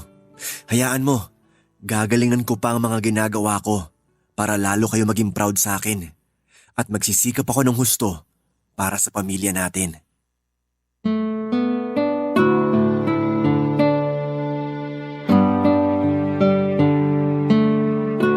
Nakilala ko si Janice noong araw dito sa Maynila. Nagkatrabaho siya bilang kasambahay sa isang mayamang pamilya malapit sa lugar kung saan kami gumagawa ng bahay. Maganda ang misis ko, morena at may dimple sa kanang pisngi. Nagkagustuhan kami hanggang sa nabuntis ko siya. Kaya lang ay pinalis siya ng amo niya sa pinapasukan niya noong nalaman ng relasyon namin, Papa Dudut. Walang kamag-anak sa Maynila si Janice dahil tulad ko ay probinsyana rin siya. Taga-Aklan ng pamilya niya at doon na kami nag-decide na magsama at sa tulong ng tiyuhin ko ay nakahanap kami ng murang mauupahan kung saan ay doon na rin pinanganak si Elsie. Parehong malapit sa akin ang dalawa kong anak na babae, Papa Dudut. Pero mas close lang talaga sa akin si Elsie. Bukod doon ay matalino rin ang panganay namin ni Janice. Masipag siyang mag-aral at pangarap niyang maging negosyante balang araw. Lagi niyang sinasabi sa akin na gusto niya akong matayuan ng negosyo para hindi na ako mamasukan sa construction. Kasi raw ay nakakapagod doon at lagi pa akong bilad sa araw. Kahit na lalaki ako ay hindi ko napigilang maiyak noong sabihin niya sa akin yon, Papa Dudut. At bilang tatay ay pinangako ko sa sarili ko na pagtatapusin ko ng pag-aaral ang mga anak ko para matupad ang mga pangarap nila sa buhay nila, Papa Dudut. Bilang isang ama ay gagawin ko ang lahat para sa mga minamahal kong anak, Papa Dudut. Barangay Love Stories. Barangay Love Stories.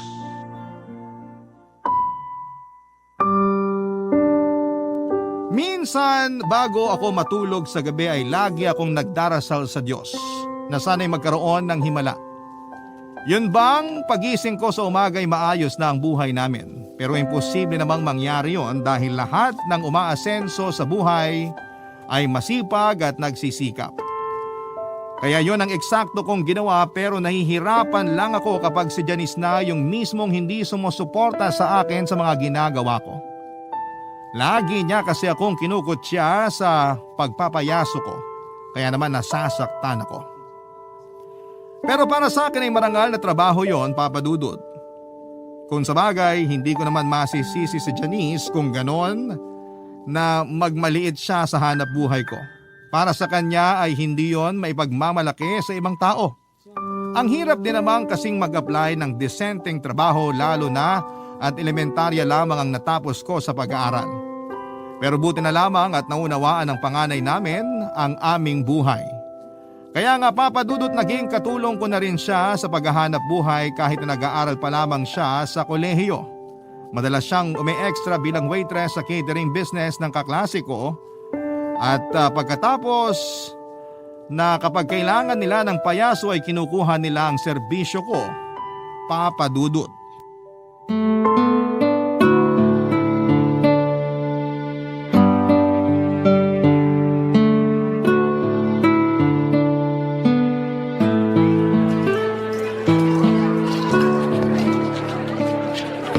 Tay, kain muna kayo.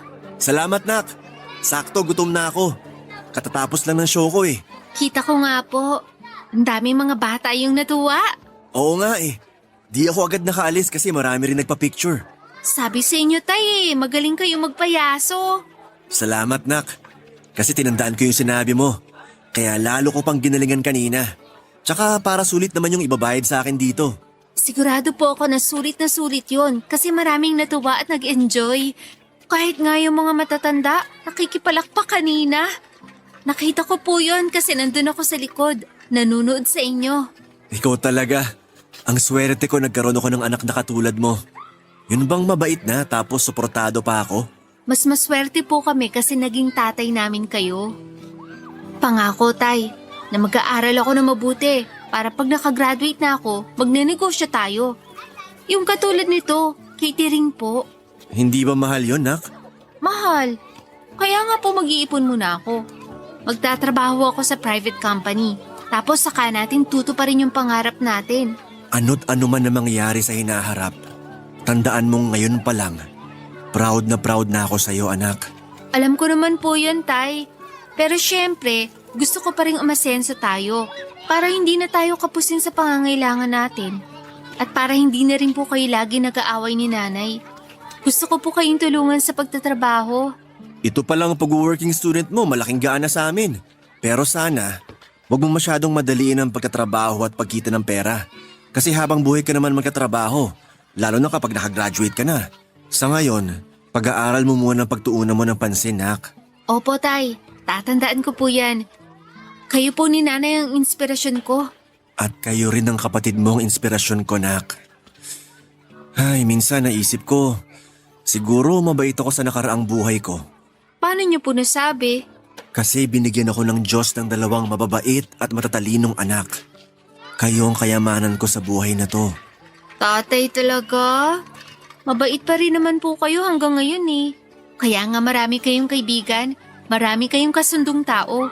Pero sabi ng nanay mo parang nasobrahan daw ako sa pagiging mabait kasi madalas na raw akong naaabuso. Hindi naman po talaga mawawala yung mga mapang-abusong tao. Pero kung ang gusto nyo lang tumulong sa kapwa nyo, wala pong masama dun. Siguro, madala na lang kayo kapag inabuso kayo ng tao kahit na isang beses pa lang yun. Ganyan nga yung ginagawa ko para di na rin kami madalas nagtatalo ng nanay nyo. Alam ko naman po na ginagawa nyo lahat para hindi na kayo lagi nag-aaway ni nanay. Oo, kaya pasensya na kayo kung minsan naririnig nyo pa yung pag-aaway namin. Wala naman pong perpektong pamilya, tay. Kaya ayos lang po yun. Kain na po kayo. Alam ko kanina pa kayo nagugutom. Sige, Nak. Pero ikaw ba kumain na? Opo, kanina pa po. Balik lang po ako dun sa mga kasama ko kasi kailangan na namin magligpit. See you later, tay.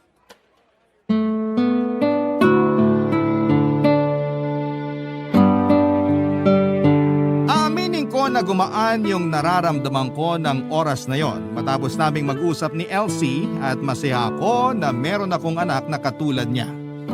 Sabi nga nila higit pa sa anumang yaman sa mundo ang pagkakaroon ng mabuting mga anak kaya araw-araw kong pinagpapasalamat sa Diyos na binigyan niya ako ng pribilehiyo na maging isang ama. Simula noon ay naging magkatulong kami ni Elsie sa paghahanap buhay para sa aming pamilya.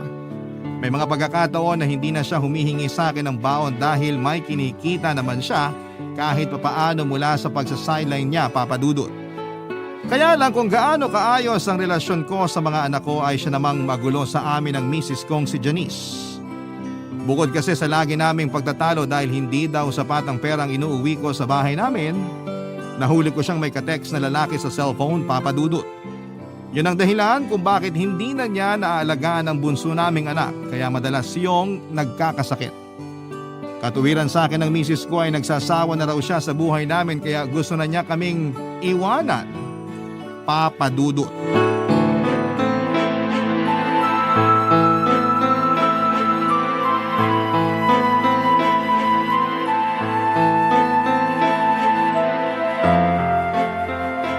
Ayoko na sa pamilyang to. Gusto ko na umalis. Janice naman, ano ba pinagsasabi mo? Hindi ka ba makahalata? Sawang-sawa na ako sa pagiging mahirap natin, Manny. Ayoko na ng buhay natin. At saan ka pupunta kung aalis ka? Sige nga. Doon sa ka-text mong lalaki? Ha? Tama ako, no? Sasama ka sa lalaking yon. Eh ano naman kung sasama ako sa kanya? Iiwan mo kami ng mga anak mo? Bakit hindi? Eh puro na lang naman kayo sakit sa ulo. Puro lang naman kahirapan na papala ko sa inyo.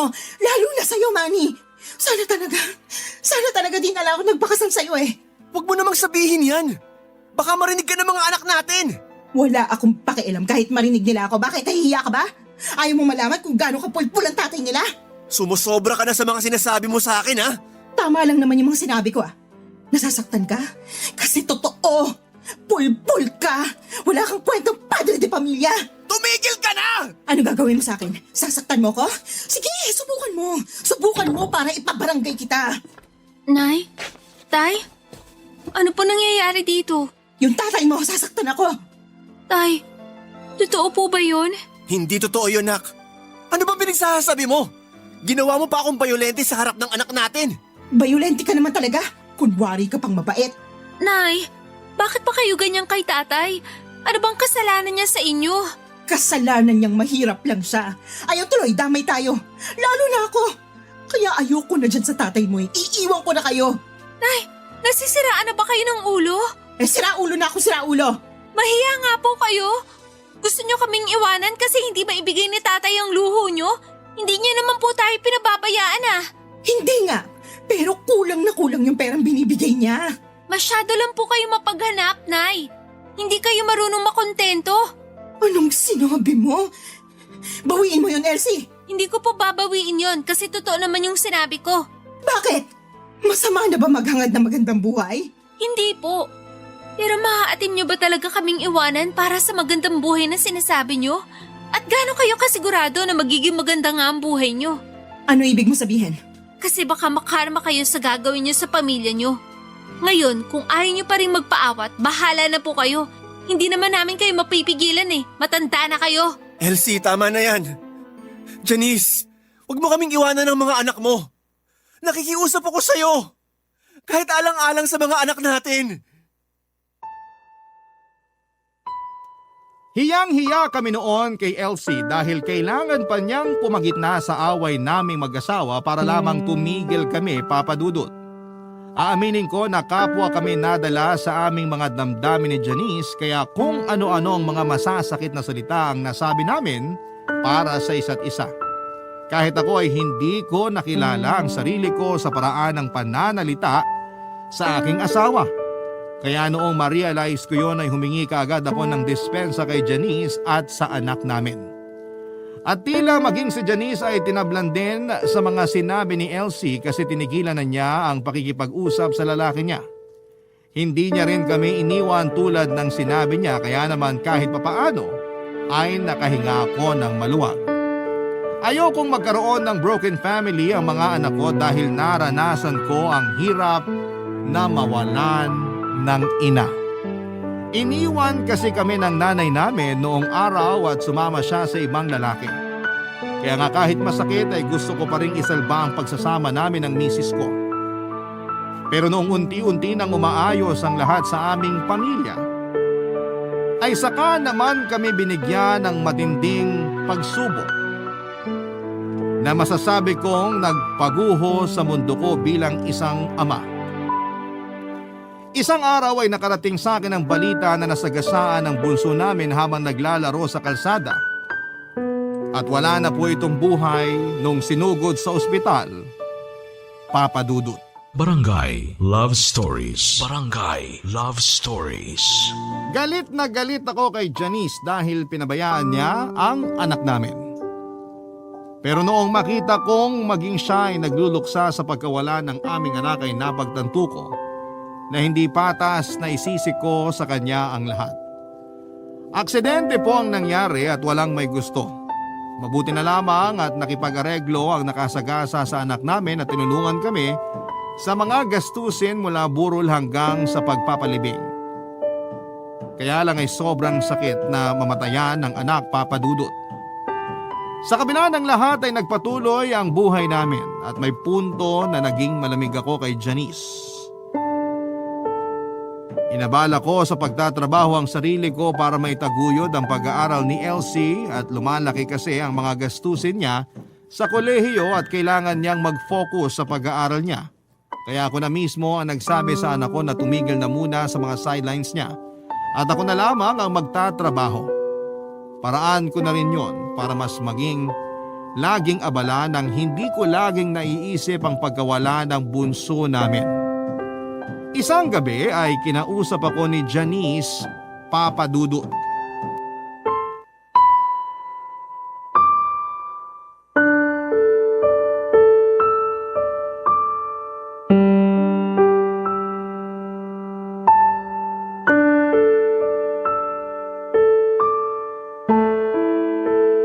Manny, umiinom ka na naman. Bakit? Aawayin mo na naman ako? Hindi naman sa ganun, pero nag-aalala lang kasi ako sa'yo. Lagi ka na lang umiinom eh. Hindi pa naman sanay yung katawan mo sa alak. Hayaan mo na lang ako. Kasi paglasing ako, mas madali akong makalimot. Mas madali kong nakakalimutan yung pagkawala ng bunso natin, Janice. Pero sa ginagawa mo, baka ikaw naman yung magkasakit. Paano na lang kami ni Elsie? Wow ah. Ngayon may pakialam ka na rin sa akin bigla. Manny naman. Baka nakakalimutan mo. Nakamuntik mo na kaming iwanan at ipagpalit dun sa kabit mo. Wala na kami. Tinapos ko na yung relasyon namin kasi naisip ko na mas mahalaga kayo ng mga anak mo sa akin. Kayo yung pinili ko. Huli na. Kasi wala na yung bunso natin. Alam ko. At hindi ko rin mapigil ang sisihin ang sarili ko sa nangyari. Naisip ko na baka karma ko to kasi nagawa kitang lukuhin noon eh. Tapos, naisip ko pa na iwanan kayo para lang sa pesteng pangarap ko na umasenso at guminhawa ang buhay. Ang sama-sama kong ina, kaya kinuha sa akin yung anak ko.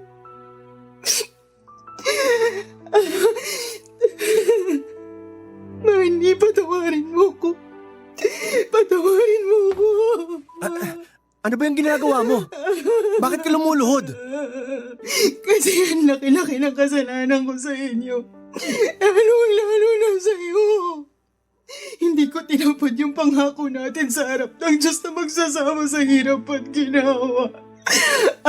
Masyado ako naging mahina at nagpadala sa tukso. Tumayo ka na nga dyan. Halika, maupo ka sa tabi ko. Sana ako na lang yung nawala imbis yung bunso natin. Huwag mong sabihin yan. Kailangan ka pa namin ni Elsie. Hindi pwedeng pati ikaw mawala rin.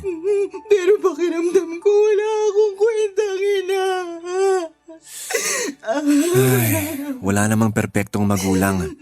Kahit ako, pakiramdam ko, wala rin akong kwentang ama. Kasi hindi ko kayo maiahon sa kahirapan. Pero laging pinapaintindi sa akin ng mga anak mo, lalo na si Elsie, na hindi masamang maging mahirap, basta nagsusumikap. Kaya nga kahit paano, gumagaan yung loob ko. At mas lalo akong nagiging porsigido sa trabaho. Nakikita ko naman yung pagsisikap mo para sa pamilya natin eh. Pero naging makasarili ako.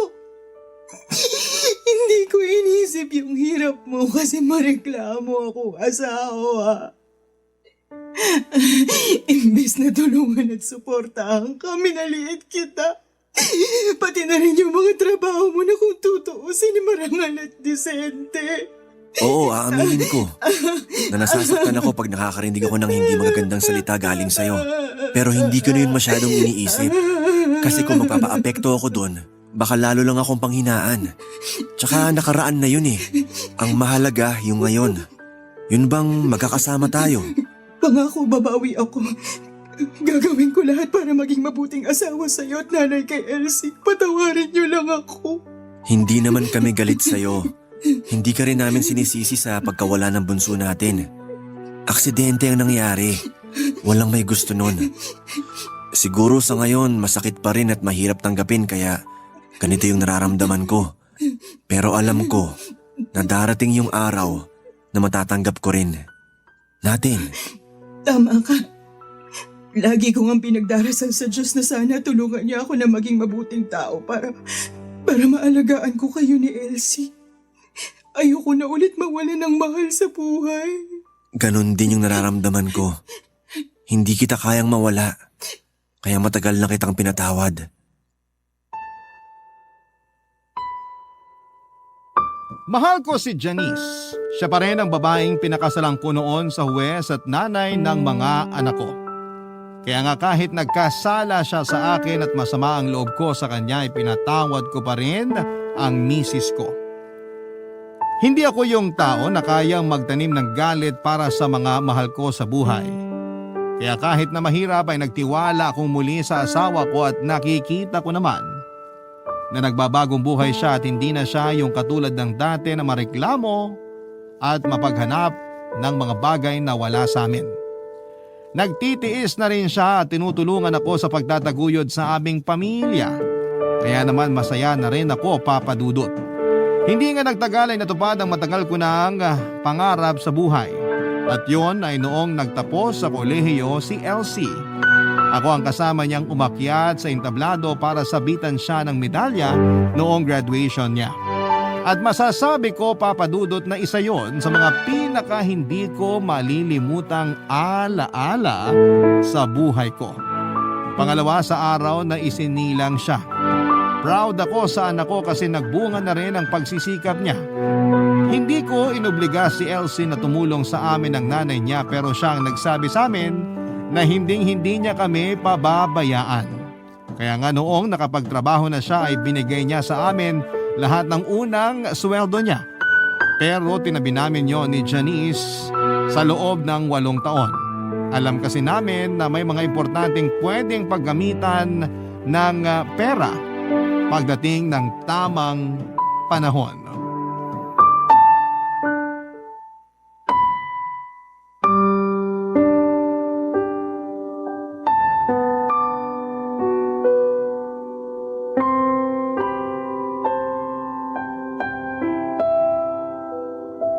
Ano pong lasa? Masarap po ba? Oo, masarap. Grabe, husay mo na magluto, nak. Siyempre, mana po ako sa inyo eh. Napapansin ko, dumadami yung mga putahe na kaya mong lutuin ah. Siguro mag-aasawa ka na no? Grabe si tatay. Mag-aasawa na agad? Bakit? Hindi ba? Tagal nyo na rin ng boyfriend mo, di ba? Opo, pero hindi pa po kami magpapakasal. Ayos lang naman sa amin kung gusto mo nang lumagay sa tahimik, nak. Kaya na namin ng tatay mo yung mga sarili namin. Tama ang nanay mo. Tsaka boto kami dun sa boyfriend mong yun. Mabait, magalang, at nakikita namin na mahal ka. Salamat po, tay. Pero hindi pa nga po kami magpapakasal. Hindi pa nga namin naisip yon. Bata pa po kami. Bata pa ba yung 26? Opo. Tsaka marami pa po akong pangarap na gustong tuparin, Nay. Isa na po dun yung negosyong gusto kong itayo para sa pamilya natin. Tay, tandaan niyo pa po ba yun? Negosyo? Opo, yung gustong-gusto kong negosyo na pinag-usapan natin noon. Yung catering service?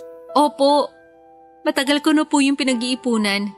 Suportado din po ako ng boyfriend ko sa plano kong yon. Pero nak, hindi ba yun mahirap? Baka kasi marami kang gastusin.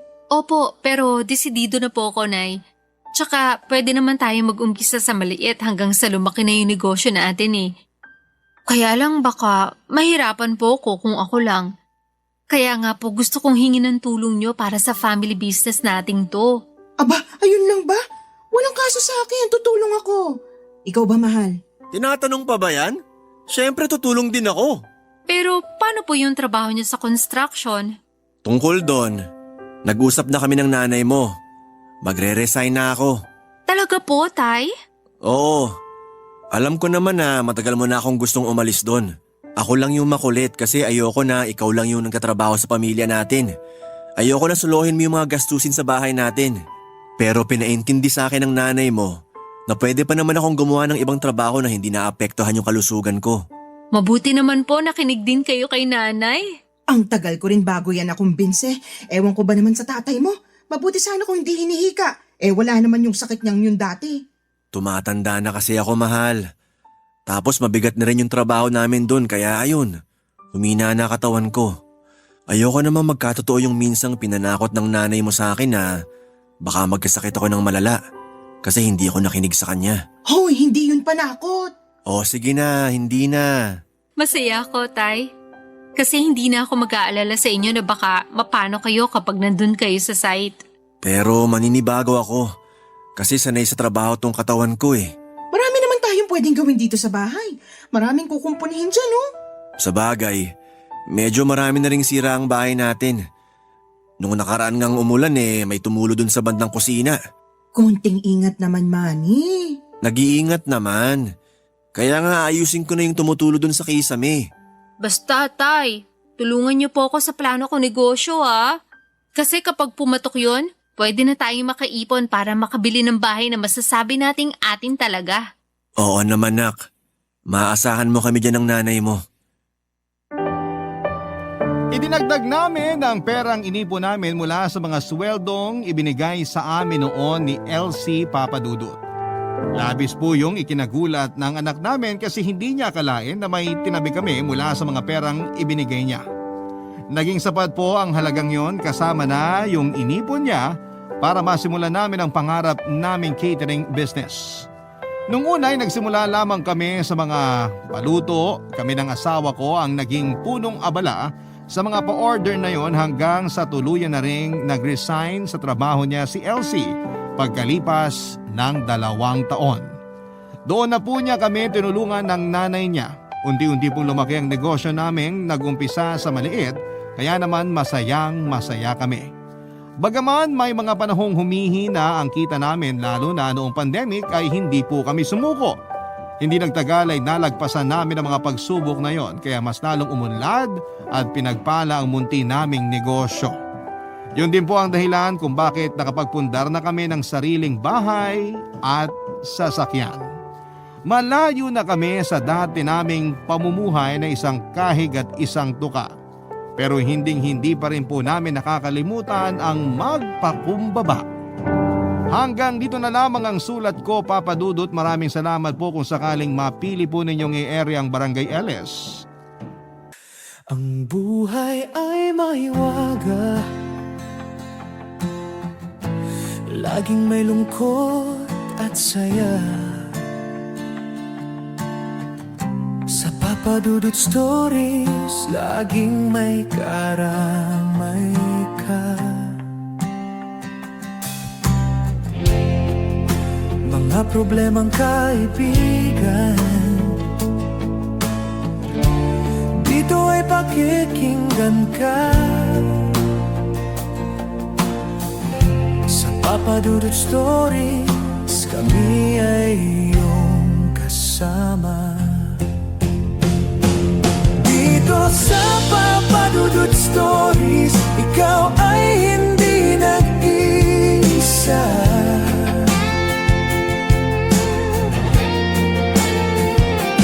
Dito sa Papa Dudut Stories, may nagmamahal sa'yo.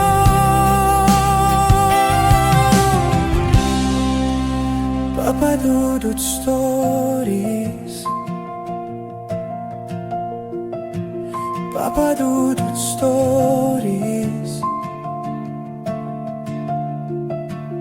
Papa Dudut Stories.